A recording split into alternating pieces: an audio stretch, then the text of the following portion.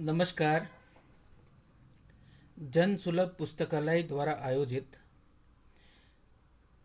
कलाकार श्री गुलाम मोहम्मद शेख के 85 वर्ष पूरे होने पर यह जो वक्तव्यों की श्रृंखला है उसमें मैं आज आपके साथ गुलाम मोहम्मद शेख जी के बारे में कुछ बातें रखूँगा। मैंने अपना वक्तव्य कुछ भागों में बांटा है, तो कुछ इस तरह से है। गुलाम मोहम्मद शेख यह एक ऐसा नाम है जिसके साथ कई पहचानें जुड़ी हैं। भारतीय कला के एक वरिष्ठ चित्रकार, गुजराती भाषा के प्रमुख हस्ताक्षर, प्रबुद्ध कला मर्मज्ञ एवं कला आस्वादक और एक विद्यार्थी वत्सल कला गुरु के नाम से वह जाने एवं माने जाते हैं। उनके चित्र हो या कविता, सृजनात्मक निबंध हो या आलोचनात्मक आलेख, इनके केंद्र में अपने समय से मुठभेड़ करते एक विचारशील नागरिक की पहचान हमें मिलती है। सन 1983 में पद्मश्री से सम्मानित और सन 2014 में पद्म भूषण के नागरिक सम्मान से सम्मानित गुलाम मोहम्मद शेख अपनी आयु के 85वें वर्ष में भी सक्रियता और जुझारूपन के साथ हमारे समय को हमारे लिए अर्थपूर्ण बनाए हुए हैं।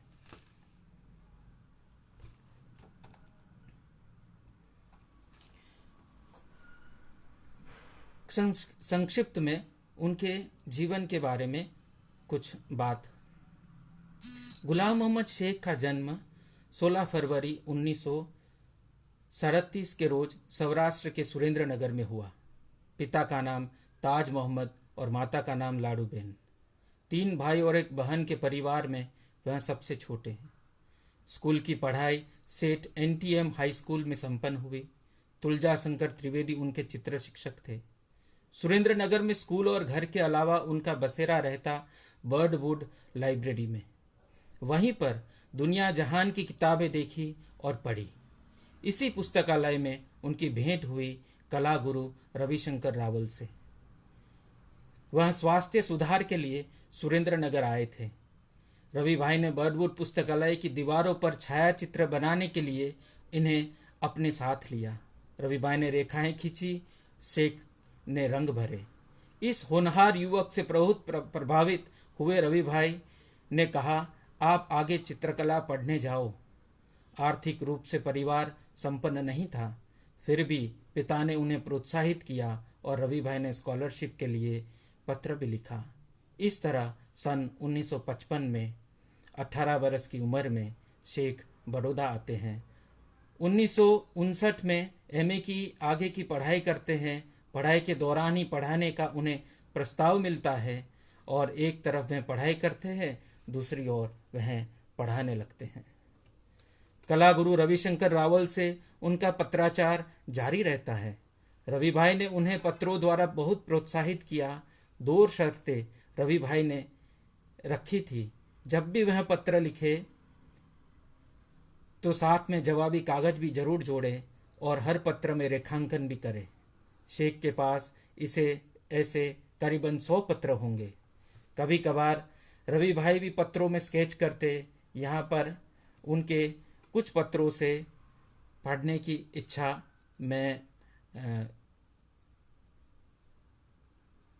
मुझे है, लेकिन वो अभी मैं इच्छा को टालता हूँ। अन्य कला गुरुओं में वह उन्हें भारत के विभिन्न प्रांतों से आए नारायण, श्रीधर बेंद्रे, KG सुब्रमण्यम, मार्कंड भट्ट, शंखो चौधरी और VR अम्बेडकर जैसे कला मर्मज्ञों के पास पढ़ाई करने का मौका मिलता है। इसी वजह से जब उनकी कला आलेखों की किताब निरखे वही नज़र प्रकाशित होती है तो उसे वह अपने कला अध्यापकों एवं अन्य प्रमुख कला अध्येताओं को समर्पित करते हैं। वो समर्पण का जो मैटर है मैं पढ़ता हूँ। कला की पढ़ाई के प्रेरणा स्रोत रविशंकर रावल, मातृ संस्था faculty of fine arts, Maharaja Sayajirao university Baroda, नई कला शिक्षा के प्रणेता सर्वश्री मार्कंड भट्ट, नारायण श्रीधर बेंद्रे, शंखो चौधरी, के.जी. सुब्रमण्यन और वी.आर. आम्बेडकर, आनंद कुमार स्वामी से लेकर Robert Skelton, Stuart Carey Welch, John Berger और ब्रजेन गोस्वामी जैसे कला मर्मज्ञ को वह ये ग्रंथ समर्पित करते हैं। 1961 में अनुस्नातक हुए पहली एकल प्रदर्शनी मुंबई जहांगीर आर्ट गैलरी में आयोजित हुई। चित्रकार M.F. हुसैन ने प्रदर्शनी का उद्घाटन किया। कॉमनवेल्थ की स्कॉलरशिप पर इंग्लैंड की यात्रा, आगे की पढ़ाई, ग्रुप 1890 की स्थापना में जे स्वामीनाथन को सहयोग दिया। 1967 में बड़ौदा फैकल्टी में कला इतिहास विभाग में नियुक्ति हुई। 1971 में नीलिमा ढांडा के साथ शादी और बेटी का जन्म। 1982 में पेंटिंग विभाग में प्रोफेसर पर नियुक्ति और 1993 में समय से पहले यूनिवर्सिटी से वॉलंटरी रिटायरमेंट लेते हैं। देश देशावर के प्रवास, विश्व भर में प्रदर्शनियां, कई बड़े विश्वविद्यालयों में अध्यापन और बड़ोदरा में, और अब वह आज पर्यंत बड़ोदरा में बसते हैं। कुछ प्रमुख प्रदर्शनियों में दो जो उल्लेखनीय हैं, जहां से उनकी कला यात्रा की शुरुआत होती है, वह पहली एकल प्रदर्शनी 1961 में और 1985 में जॉर्ज पॉम्पिडू सेंटर में प्रदर्शनी के लिए उन्हें निमंत्रित किया जाता है। उनके समग्र कार्य के ऊपर पुस्तकें लिखी गई है। At home in the world, the art and life of Ghulam Mohammed Sheikh 2019 में प्रकाशित चैतन्य सम्रानी द्वारा लिखित एवं संपादित बृहद दर्शनीय ग्रंथ शेख सर के समग्र अवदान को प्रस्तुत करता है। कला यात्रा, यहाँ पर कुछ तकनीकी कारणों के वश हम आपको स्लाइड्स नहीं दिखा पाएंगे और अर्पण जी ने कहा है कि स्लाइड्स को भी मेरे वक्तव्य के साथ वह बाद में जोड़ देंगे, तो मैं यहाँ पर वह स्लाइड्स नहीं दिखा पाऊँगा। एक तरह से एक एब्सर्ड सी सिचुएशन भी है कि मैं अब स्लाइड्स के बारे में, चित्रों के बारे में बात करूँगा और वो आपके सामने नहीं प्रस्तुत कर पाऊँगा। फिर भी एक नैरेटिव जो है वो आपके सामने प्रस्तुत करता हूँ। गुलाम मोहम्मद शेख की कला यात्रा। चित्रकार गुलाम मोहम्मद शेख की कला यात्रा का मुआवजा लेना बहुत कठिन एवं अदम्य साहस की अपेक्षा रखता है। एक व्यापक फलक को अपने दो हाथों से जैसे थामने की बात है। इस अनेक मुखी बृहद वृत्तांत विराट कथानक को समझने का मेरा जैसे यहाँ प्रयास भर है। वह उन कलाकारों में नहीं है जिन्होंने कोई एक प्रदेश, कोई एक शैली, कोई एक विषय, कोई एक माध्यम में अपने आप को सीमित रखा हो, अपितु उन्होंने दुनिया को जैसे अपने मनोलोक में बसाया है, एक सारी सृष्टि को अपने मन में रची है। यह जरूर कहा जा सकता है कि यहाँ एक ऐसी नज़र है जो अपने समय के विभिन्न संदर्भों को आलोचनात्मक रूप से देखती है और परखती है। यह एक ऐसी नज़र है जो गहरी भी है और व्यापक भी। यह जो अपने समय से मुठभेड़ कहे या संवाद कहे, उसके आलेख उनकी कला में देखे जा सकते हैं। यहाँ विश्व की कला इतिहास को एवं अपने समय के विभिन्न प्रादुर्भावों को लक्षित किया जा सकता है। उनकी कला हमारे पिछले 60 वर्षों का जैसे एक विराट मानचित्र प्रस्तुत करती है। मैं यहाँ उनके कुछ विशिष्ट मुकामों को आपके सामने रखूंगा। कॉलेज के दिनों का काम एक चित्र श्रेणी में आकर मूर्त होता है जिसमें घोड़े हैं, लेकिन यहाँ घोड़े वास्तवदर्शी नहीं हैं, अपितु वह आदिम ऊर्जा के वाहक बनते हैं। एक्सप्रेशनिस्ट कही जा सके वैसी शैली में इन्होंने रंग और आकार के बीच तनाव को रचा है। जहां फॉर्म और स्पेस के घटन विघटन का जैसे एक खेल रचा हो, यहां अपने समय की कला से जितना यहां जुड़ती है, उतनी ही आधुनिक गुजराती कविता एवं यूरोप की कविता के भयावह आदिम संदर्भों से उसका संबंध बनाती है। अपने समय से मुठभेड़ की यह चित्र श्रेणी एक अपनी ही तरह की भूमिका रचती है। इंग्लैंड के समय के कुछ चित्रों में हमें पॉप आर्ट की प्रविधियां देखने को मिलती हैं। मित्रों एवं परिचितों को लेकर वह कुछ एक चित्र रचते हैं। भारत लौटने पर जो एक चित्र श्रेणी हमें मिलती है वह है पेड़ों और पहाड़ों का निसर्ग चित्रण। यहाँ वह भारतीय लघुचित्र परंपरा की रंग सृष्टि से प्रभावित एक अपना अनोखा निसर्ग रचते हैं, जो स्वप्निल है, काव्यात्मक तो है ही, पर साथ में प्रकृति के लुभावने दृश्यों को चलते मनुष्य के अवचेतन को आकारित करते हैं। उनके अभी के एक वक्तव्य में वह कहते हैं, मध्य प्रदेश की यात्रा के दौरान पहाड़ों से बड़े पेड़ों को देखा था। वहां इस एक चित्र श्रेणी का प्रारंभ हम देख सकते हैं। हम कह सकते हैं कि यहाँ जो पेड़ है वह प्रकारांतर विभिन्न स्वरूपों में, निरनिराले आयामों में कलाकार की समग्र चित्र यात्रा में रचे बसे हैं। शेख के चित्रों का संसार स्थानीयता और फैंटेसी के बीच निरंतर आवाजाही करता रहा है, जिसका एक परिणाम यह भी देखा जा सकता है कि स्थानीयता और फैंटेसी कहीं पर एकाकार भी हो गए हैं। Returning home after a long absence 1970 के आसपास का यह चित्र है। इस एक चित्र में जैसे आगे आने वाले विभिन्न चित्रों का एक खाका हमें मिलता है।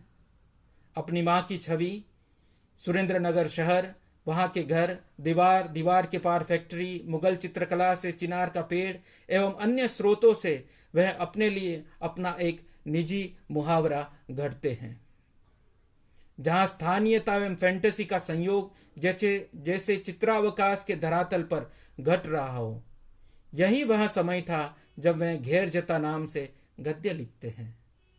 लेखन में कहो या चित्रों में वह अपने समय और स्थल को उकेरते हुए उसे जैसे लांग जाते हैं। इसी दौर में हमें उनके कई अन्य चित्र भी मिलते हैं, जैसे दीवार, दीवार से परे वगैरह। साथ साथ कुछ एक जागतिक घटनाओं को लेकर चित्र रचते हैं, जैसे कि वियतनाम का संदर्भ हो, इमरजेंसी हो। समसामयिक संदर्भों में अपने मानव होने के अर्थ को तलाशते यह चित्र आज भी उतने ही जीवंत जान पड़ते हैं, प्रस्तुत जान पड़ते हैं। जागतिक संदर्भ, प्रेम व घरेलू हिंसा, सामाजिक उत्सव, प्रकृति व जैसे एक साथ उनके चित्र में दृष्टिगोचर होते हैं। About waiting and wandering, speaking street, revolving routes और सिटी फॉर सेल जैसे अत्यंत महत्वाकांक्षी और अनेक कथानकों को समेटे चित्रों की श्रेणी हमें मिलती है। प्लेस फॉर पीपल के कैटलॉग में वह लिखते हैं, जिसका मैंने अपनी तरह से गुजराती में तर्जुमा दिया है, हिंदी में तर्जुमा दिया है गुजराती के आधार पर। भारत में रहने का अर्थ है एक साथ अनेक समयों और स्थलों में विचरण करना। यहीं पर मध्यकालीन या प्राचीन परंपराएं रूबरू हो जाती है या फिर आदिम जातियों से बीच राह भेंट हो जाती हैं। इससे किसी को कोई आश्चर्य नहीं होना चाहिए। इसी तरह से एक दूजे को आलोकित करती और समृद्ध करती वर्तमान और भूतकाल की सहोपस्थिति समय की व्याख्या में नया परिमाण जोड़ती है। अनेक समय और अनेक संस्कृतियां जब एक दूसरे को मिलती हैं, तब शुद्धता के किले टूटने लगते हैं। पारंपरिक एवं आधुनिक, निजी और सामाजिक, अंदरूनी या बाहरी जब एक दूसरे से मिलते हैं, उसमें कितना कुछ टूटता है और बहुत कुछ जुड़ भी जाता है। यह विविधता भरा प्रवाह जब आंख में भीतर अविरत उतरता रहता है, तो भीतर का रुत जगमगा जाता है। इस जीव में जैसे जान आ जाती है। मेरी सर्जना इस देश के प्राच्य प्रतीक जैसे अनेक आंख और हाथ वाले बालक की बहुआयामी दृष्टि से ऊर्जा अर्जित करती है।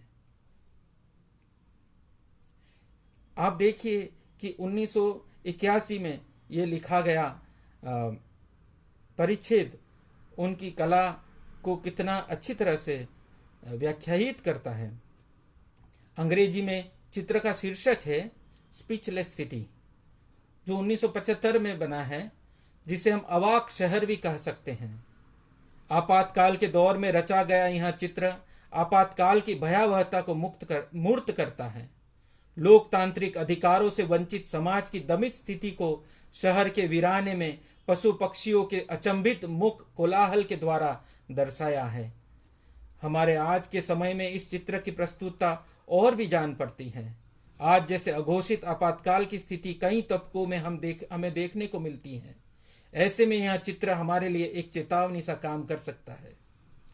इन चित्रों में जैसे वह वर्तमान में भूतकाल को एक साथ, कई घटनाओं को, स्मृति और विस्मृति को जैसे एक साथ रखते हुए अपने अनुभव को पुनर्गठित करते हैं। सिटी फॉर सेल 1981 और 84 के बीच में बनाया गया चित्र है। इसका अप्रतिम उदाहरण है।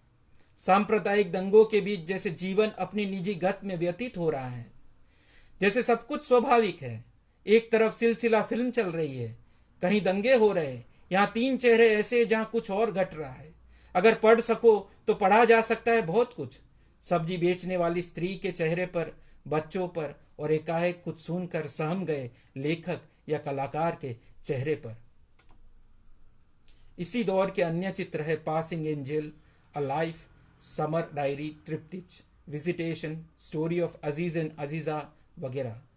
इन चित्रों में कलाकार ने अपने परिवेश को स्मृति के साहचर्यों के संग चित्रित किया है एवं कुछ कहानियों को भी चित्रित किया है। रंग और आकारों की प्रवाहिता अवकाश को तरल बनाती है। कई घटनाएं होते हुए भी एक दूसरे के साथ सामंजस्य बना रहता है। चित्रकार ने जैसे रात, एक और चित्र है जिसका उन्होंने शीर्षक दिया है आपको इस रात नींद कैसे आ सकती है, जिसमें चित्रकार ने रात्रि चर्या का जैसे आलेखन किया है, जहां रात्रि के मंच पर सजीवन हो उठते विविध पात्र एवं घटनाएं हैं। यहाँ देवदूत, दरवेश, नट नटी, गोलीबार करता इंसान, विश्रम कथा में लीन युगल, पशु पंखी और विविध मकान हैं। अंधकार हमारे लिए जैसे मूर्त हो उठता है। यही वह समय है जब चार्ल्स कोरिया भोपाल में विधानसभा भवन का निर्माण कर रहे थे। उनके आमंत्रण पर भवन के प्रवेश द्वार के लिए वह एक म्यूरल रचते हैं, जिसमें मध्य प्रदेश की विभिन्न शहरों, ऐतिहासिक इमारतों, कविताओं, कथाओं, किंवदंतियों को लेकर जीवन वृक्ष की रचना करते हैं। उसमें नर्मदा डैम और union carbide Bhopal gas tragedy को भी वह जोड़ लेते हैं। वृक्ष यहाँ एक नए संदर्भ के साथ आता है। वह लिखते, हर रोज कैनवास को सामने रखकर बैठता रहा, सोचता रहा कि कैसा बोलता हुआ पेड़ बने, जिसमें मध्य प्रदेश की आकृतियां पिरोई गए हो पर वह वर्णनात्मक न बन जाए। ऐसा हो जिससे वृक्ष को नया अर्थ मिले।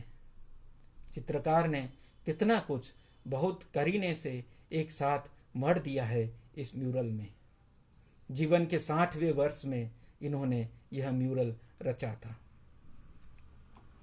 मेरा यह अनुमान है कि शेख अपने समय के सवालों को उठाने के लिए किन्हीं कुछ लोक आधारों के पास जाते हैं, जिसकी वजह से उनके चित्रों के विन्यास में जागतिक भूगोल एवं पारंपरिक प्रतीकों का समायोग वह करते हैं। जीवन वृक्ष म्यूरल में संजोई अनेक कथाएं उन्हें लोक के साथ जुड़ने के अनेक रास्तों पर ले आती हैं। कबीर को लेकर वे सुचिंतित रूप से चित्र श्रेणी की रचना करते हैं। आप जानते हैं कि कबीर 15वीं सदी के कवि हैं। शेख कहते हैं कि वह इसके जरिए sacred into realm of secular, जो धार्मिकता को जैसे बिन सांप्रदायिकता के दायरे में लाने का वह प्रयास करते हैं, जैसे दोनों के बीच के अंतर को वह पाटने का प्रयास हो। कबीर की बानी को वह विविध चित्रालेखों में दृश्य रूप देते हैं। 18वीं सदी में बनाई गई एक आकृति को लेकर उन्होंने यह चित्र श्रेणी का आरंभ किया, उलटबासी के शब्दों को चित्र रूप दिया। शेख चित्रकला और लेखन कला के बीच के संबंध के बारे में भी लंबे समय से काम कर रहे हैं। वर्णमाला श्रृंखला में इसे देखा जा सकता है। आगे चलकर वह कावड़ के फॉर्म का विनियोग करते हैं। जो लोक के विभिन्न डिवाइसेस की बात जो मैंने आगे की, उसको हम यहाँ आगे देखते हैं कि एक बक्से सा मंदिर का एक फॉर्म है जो 3 तरफ से खुलता है। उसके कपाट खोलने पर कपाट पर अंकित विविध चित्रकथाएं देखी पढ़ी जा सकती है। शेख इसे त्रिपरिमाणी चित्र कहते हैं। चित्र में प्रवेश करने की विविध प्रविधियों का कावड़ में जैसे विस्तार होता है। विभिन्न विषयों पर उन्होंने कावड़ बनाए।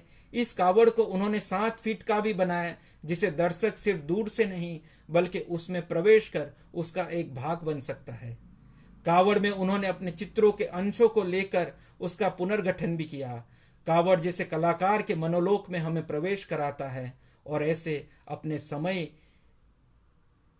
में जो अनेक परतें छिपी है उसमें भी हमें प्रवेश कराता है, हमें भी जैसे उसका भाग बनाता है। शेख कहते हैं, मुझे चीजों को अपनी निर्धारित जगहों में रखने की रुचि रहती थी, लेकिन यहां वह नक्शा बनाते हैं। मापा मुंडी श्रृंखला के बीज एब्स्टॉर्फ के नक्शे में है। जर्मनी के वॉल हैंगिंग में इस एक नक्शे का खाका उन्हें मिलता है। वह भी मूल नहीं है, उसके एवज में वहां उसकी प्रतिकृति है। वहां जगत का नक्शा है। उस मूल नक्शे की इमेज उन्हें छोटी सी पुस्तिका में मिलती है। उसके आधार पर वह कई चित्र बनाते हैं, जिसमें वह डिजिटली कुछ रद्दोबदल करते हुए कई नक्शे बनाते हैं। कुछ चीजें जिसे में प्रिंटेड रहती है और कुछ में वे हाथ से आकृतियां बनाते हैं। ऐसे उन्होंने करीबन 30 नक्शे बनाए हैं, जिसमें इस जगत को थामे रखे हुए पात्रों को वह लाते हैं। कुछ अपने समय की विभीषिकाओं को चित्रित करते हैं। अनेक कथाएं, विश्व कला के अंश वगैरह को संकलित करते हुए बहुत ही संकुल सा प्रारूप रचते हैं। यहाँ मजनू है, मैरी है, कबीर है, बामियान बुद्ध है और गांधी भी है। कितने कलाकार होंगे जिन्होंने अपने शहर को विश्व के परिप्रेक्ष्य में और विश्व को शहर के परिप्रेक्ष्य में देखा हो। शेख बारंबार अपनी परंपराओं, अपने इतिहास, अपनी भाषा, अपने भूगोल के पास लौटते हैं और उसको व्यापक रूप देते हैं। आप देखेंगे कि उनकी रचनाशीलता कितने कुछ तरीकों से शहर को मूर्त करती है। यहां आप सुरेंद्र नगर भी देखते हैं और बड़ौदा भी है। अहमदाबाद है तो कई और शहरों की छायाएं भी हैं। वहां बड़ौदा शहर का एक चित्र बनाते हैं, जिसमें ऊपर जो चित्रित है वह पुराना शहर है और नीचे जो पतरा है वह गूगल से देखी गई बड़ौदा की इमेज है, जिस पर पेपर माशे में बनाई गई कुछ मानव आकृतियां हैं। शेख कहते हैं, यह इनकी आकृतियां हैं जिन्होंने अपना घर गंवाया है। हम विकास के इस प्रवाह में कितना कुछ गंवाते हैं, कितना कुछ अर्जित करते हैं, उसका कुछ लेखा जोखा अंदाजा हमें इन चित्रों में देखने को मिलता है। अहमदाबाद और गांधी को लेकर भी उन्होंने एक चित्र, गांधी जहां से चल दिए वह अहमदाबाद नाम से रचा है। सांप्रदायिक दंगों की पृष्ठभूमि में उन्होंने यह चित्र बनाया है, जहां अहमदाबाद की गूगल से ली गई फोटो का आधार लिया है। शेख एक आसन्न सा शहर चित्रित करते हैं। सब कुछ एक सन्नाटे में विन्यस्त है। कुछ सामान्य लोग हैं, दूर कहीं मध्य में रिक्शा जल रही है और गांधी की अपनी 5 चीजें झलक रही है उसकी रोशनी में। मैं यहां शेख के लिखे आलेख से कुछ पढ़ना चाहूंगा।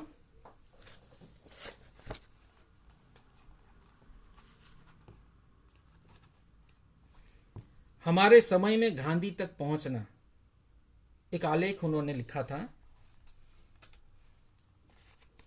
जिसमें वह कहते हैं,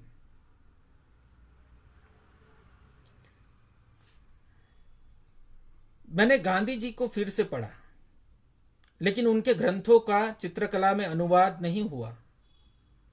सड़क के नुक्कड़ों पर, शहर के चौकों पर उनकी अर्ध प्रतिमाओं और प्रतिमाओं, डाक टिकटों और रुपये के नोटों से उन्हें कैसे पुनर्प्राप्त करें।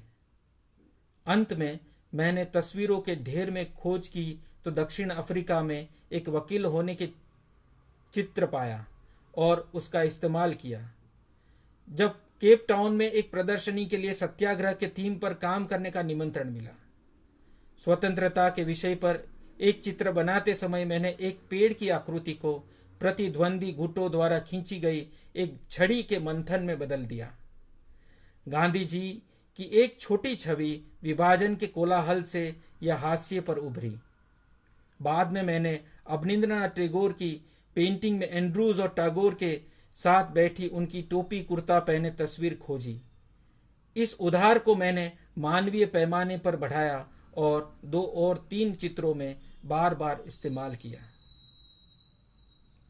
2016 तक मैंने शहर चित्रों की एक श्रृंखला के हिस्से के रूप में अहमदाबाद शहर का एक नक्शा बनाने पर विचार किया था। मैंने द हिंदू की रविवारी पत्रिका में गांधी जी की मूल्यवान धरोहरों की तस्वीरों के साथ एक अनुरेखण पर विचार किया था। चश्मा, चप्पल, एक घड़ी और एक धातु का कटोरा और इस फकीर की एक प्लेट अभूतपूर्व कीमतों पर बेची गई, जिसके पास एक पैसा नहीं था। राख के रंग के अहमदाबाद के नक्शे में डाली गई इन वस्तुओं की छवियां मेरी आंखों के सामने तैरती रहती हैं। चेहरे के बगैर चश्मे, पैर के बिना चप्पल, एक घड़ी और एक खाली कटोरे और प्लेट को पकड़े हुए बेशरीरी आदमी भूखे सो गई आत्माओं को, आहों को आराम देने के लिए लड़खड़ाता हुआ। उनकी कला यात्रा निरंतर जारी है, नए नए मुकामों की ओर अग्रसर है। उन्होंने इसके बाद भी जो चित्र रचे हैं, जैसे गांधीयन गामा वगैरह, उनकी ओर मैं अभी नहीं जाता हूँ। इसके साथ मैं कला यात्रा की रपट को विराम देता हूँ। जानता हूँ मेरी मर्यादित क्षमता के चलते शायद ही मैं कुछ न्याय कर पाया हूँ, और अब इस वक्त बिना इमेजेस के भी उसको और कितना मैंने आपके सामने रखने की जो कोशिश की है, वो कितना कुछ पहुंच पाया है, उसके बारे में मैं आशंकित हूँ। फिर भी आशा करता हूँ कि एक अविराम सृजनशील चेतना के कुछ नज़दीक आपको लाने में सफल रहा हूँ, तो बहुत अपने लिए बड़ी बात मानूंगा। आगे का जो खंड है वो कवि, गद्यकार और कला लेखक के बारे में थोड़ी सी बात। गुलाम मोहम्मद शेख को आधुनिक कविता के आद्य कवि के रूप में देखा गया है। यद्यपि लेखन में गुलाम मोहम्मद शेख का आरंभ सुरेंद्रनगर में ही हो जाता है। कवि लाभ शंकर रावल के सानिध्य में वह प्रगति नाम की एक हस्तलिखित चित्रित पत्रिका निकालते थे, जिसकी एक प्रत वह बर्डवुड पुस्तकालय में भी रखते थे। वह प्रारंभ गीतों और कविता के पारंपरिक स्वरूपों से करते हैं। आज भी उनके उस समय के गीत याद किए जाते हैं, लेकिन बड़ौदा आने के बाद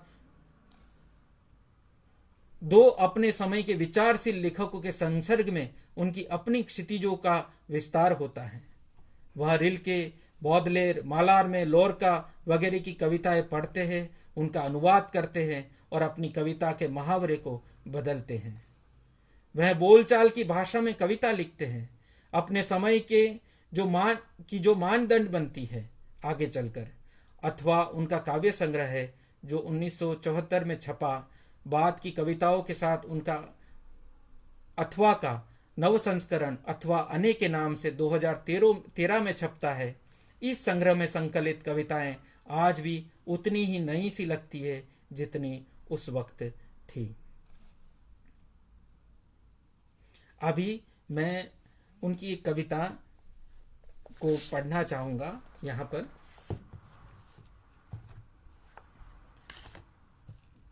गर्मी की एक रात को।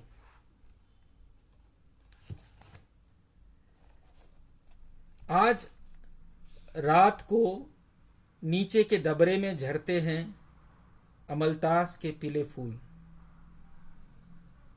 लगता है फूल रात भर झरते रहेंगे और सुबह तक तो हो जाएगा अमलतास निर्वसन। चढ़ चुकी होगी डबरे पर एक परत फूलों की, मिट गई होगी पानी और जमीन के बीच की संधि रेखा।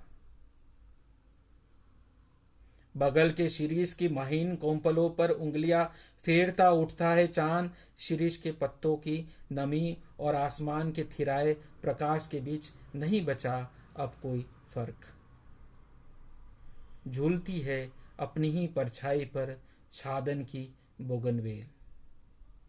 झरोखे के खोखल में उड़ती है सोए पंडुक की नाक तक, आंगन की निम्बोरी की गंध, छत के भीतर की बल्ली से सरकता है नीचे को चमगादड़।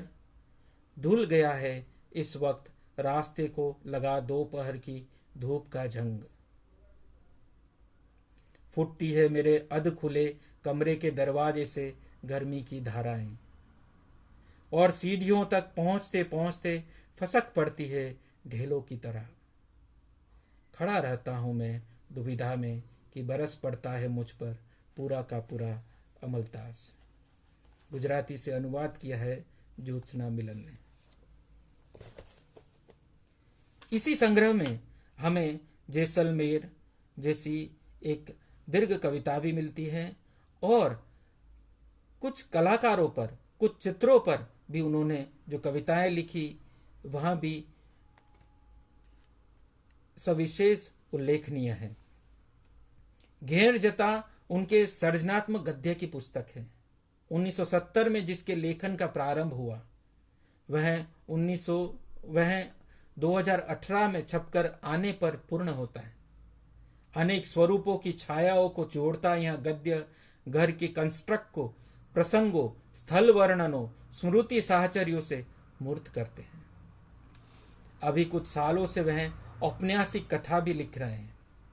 शीर्षक रखा है जेफ और जवानी वार्ता। उसकी 2 किस्तें प्रकाशित हुई है। कला लेखन के बारे में आगे जिसका उल्लेख किया है वह प्रगति सामायिक में लेखन, चित्रकथा सर्जन, बाद के वर्षों में विश्वमानव, क्षितिज, सायुज्य जैसी पत्रिकाओं में कला लेखन वे करते रहे हैं। दृश्य कला, विश्व की कला पर एक ग्रंथ का संपादन शिरीष पंचाल के साथ उन्होंने किया, जिसका हाल ही में मराठी भाषा में अनुवाद अरुणा जोशी ने किया है, जो प्रकाशित भी पॉपुलर प्रकाशन के द्वारा हुआ है। निरखेते नजर उनके कला संबंधित आलेखों की किताबें, जिसका भी किरण सी द्वारा हाल ही में हिंदी में अनुवाद रजा फाउंडेशन के द्वारा प्रकाशित हुआ है। आगामी समय में 11 कलाकारों पर लिखे आलेखों की संकलित किताब भी प्रकाशित होनी है। मैंने कुछ